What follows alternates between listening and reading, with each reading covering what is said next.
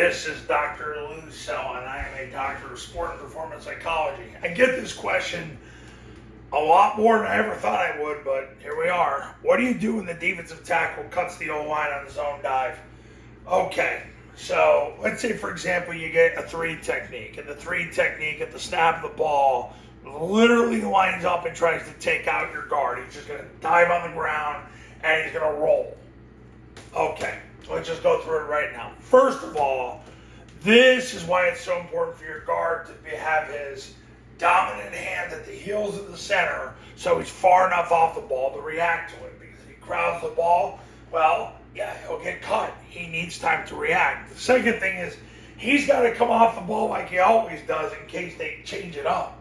But the thing is, he's got to cover this guy up with a zone step and make a 3 technique, a 2 technique. And then if he dives on the ground, he's got to get his hands on the shoulder pads of the 3 technique or the defensive tackle, whomever, and just get his hands down.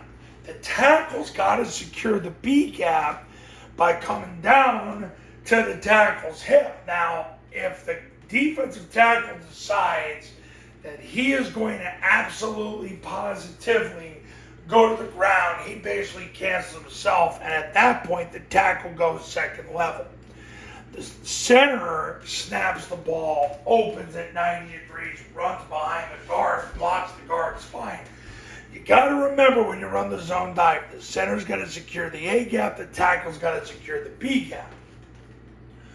Once the guard has the defensive tackle covered up, at that point the tackle is coming off the guard's hip and going next level, because once this guy sacrifices himself to the ground, he's done.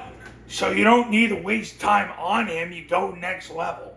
Backside guard blocks the spine of the center. Backside tackle blocks the spine of the backside guard. A-back wedges through the right hip of the tackle, 2 hand slams, whoever shows, and then if nobody shows, he goes next level.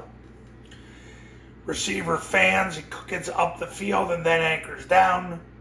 Remember this, the quarterback's taking the snap and jumping play side, pointing the ball. The B-back is through the ball. Then he's through the play side hip of the tackle. He's running between the tackle and the A-back. And then he bends back to the middle of the field to the end zone. So it's not an off-guard play, it's an off-tackle play. So if he sacrifices himself, tackle's got to secure the B gap, center's got to secure the A gap. Backside receiver sprints to the goalpost, backside A-back leaves at the snap, runs the pitch. Quarterback accelerates off the point when the B-back has the ball. B-back runs off tackle, not off guard. That's a lot of times where you have problems. So, what do? You make sure the guard has him covered up. You turn a 3 technique and a 2 technique.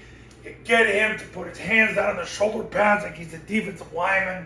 Take it on a cut block, but you got to get him covered up. And you got to start off the ball, but you should always be doing that. But this is another reason why. So that's what you do. Now, Triple Option Football Academy camps. They're in person and they're at your school with you, your players, your coaches, and me. $29.97 to $39.97 depending on your geographic region.